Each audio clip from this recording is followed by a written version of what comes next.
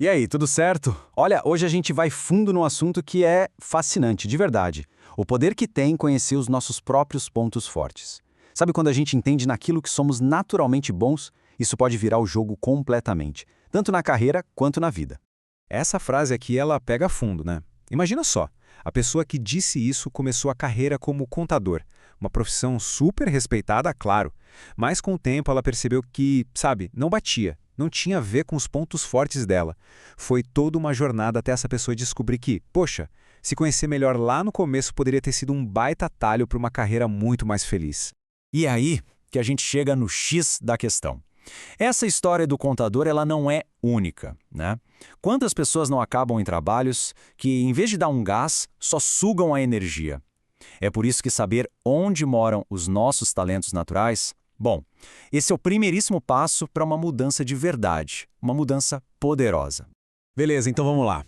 Nessa primeira parte, a gente vai entender por que essa história de conhecer os pontos fortes é uma ferramenta tão, mas tão importante para o nosso desenvolvimento pessoal e profissional. E ó, a ideia aqui não é colocar ninguém numa caixinha, de jeito nenhum. É mais como ganhar um mapa, sabe? Um mapa para a gente se guiar. E aqui está o pulo do gato.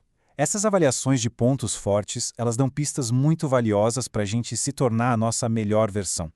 Pensa bem, quando alguém sabe o que dá energia, onde consegue se destacar, nossa, fica muito mais fácil escolher o trabalho certo, a equipe certa, até os colegas certos. É como construir uma estrada para uma vida com mais sentido, com mais realização.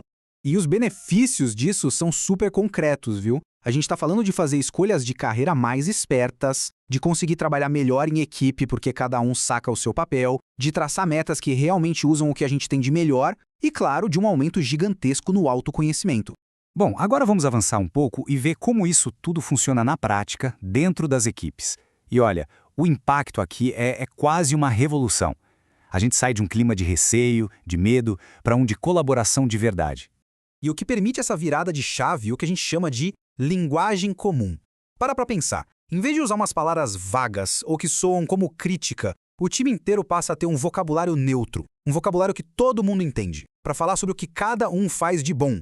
Isso faz com que conversar sobre habilidades seja algo normal, sabe? E a diferença que isso faz é gigante.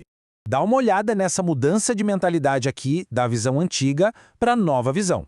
Sem essa tal linguagem comum, uma conversa sobre performance pode ser bem tensa. Imagina um gerente falando: Beatriz, você precisa ser mais organizada. Puxa, isso soa super pessoal, né? Quase uma bronca. Agora, com a linguagem dos pontos fortes, a conversa é outra. Vira algo tipo: olha, Beatriz, seu ponto forte de estratégia é sensacional para a gente pensar no quadro geral. E para a parte dos detalhes da execução, que tal juntar esse seu talento com o do Marcos, que tem um ponto forte de disciplina? De repente, falar sobre um ponto fraco não é mais um tabu, vira uma contribuição estratégica. Muda o jogo da colaboração completamente.